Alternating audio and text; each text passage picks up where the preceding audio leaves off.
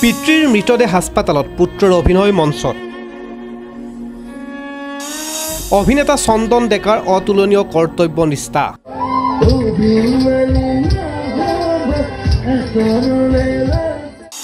বুকুত হাজাৰ বেদনা লৈ নিজৰ দায়িত্ব পালন অভিনেতা চন্দন ডেকাৰ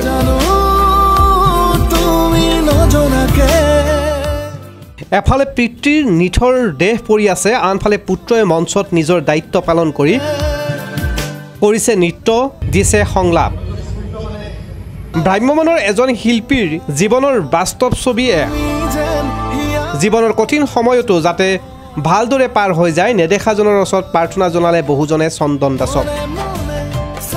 যুৱ অভিনেতা চন্দন দাসৰ পিতৃৰ বিয়োগৰ পাছতো নিজৰ দায়িত্ব পালন কৰিলে অভিনেতাজনে পিতৃৰ মৃত্যুৰ শকৰ বেদনা বুকুত বান্ধি লৈ হাজাৰ দুখ কষ্ট মনত লৈ কৰি গ'ল নিজৰ দায়িত্ব পালন ৰাজলক্ষ্মী থিয়েটাৰৰ দৰ্শকে অনুভৱেই কৰিব নোৱাৰিলে অন্যতম চৰিত্ৰত অভিনয় কৰা চন্দন দাসৰ পিতৃৰ বিয়োগৰ কথা চন্দন দাসৰ বুকুত বেদনা আৰু চকু পানী কোনেও দেখা নাপালে কিমান কঠিন আৰু কষ্টকৰ এই সময় উদীয়মান অভিনেতা চন্দন দাসক শক্তি দিয়ক নেদেখাজনে অভিনেতা চন্দন দাসৰ পিতৃৰ আত্মাই লাভ কৰক চিৰ শান্তি এটো আসলতে এটো এটা ঐশ্বৰিক শক্তি বুলিয়ে ক'ব লাগিব মই ভাবো বাকি সবৰে ধাৰণা বেলেগ এইখিনি সময়ত এতিয়া মোৰ মাৰ গা বেয়া দেউতাৰ গা বেয়া দুজন মা দেউতা আছে ঘৰত তথাপিও গা বেয়া হোৱাৰ পিছতো মই ইয়াতে অভিনয় কৰাত মই হাঁহিব লগা হৈছে কান্দিব লগা হৈছে মই কিবা কৰিব লগা আছে সেইখিনি সময়ত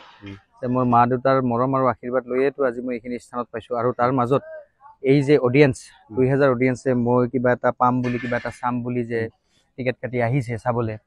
হেতু এটা আশীৰ্বাদ হয়তো সেই মানুহ অসমৰ ৰাইজৰ মৰম আৰু আশীৰ্বাদৰ কাৰণে হয়তো মোৰ ঘৰখনৰ এতিয়াও ঠিকে আছে আমিও ঠিকে আছো মইও ঠিকে আছো আৰু আমি হেনেকে চলি যাব লাগিব আৰু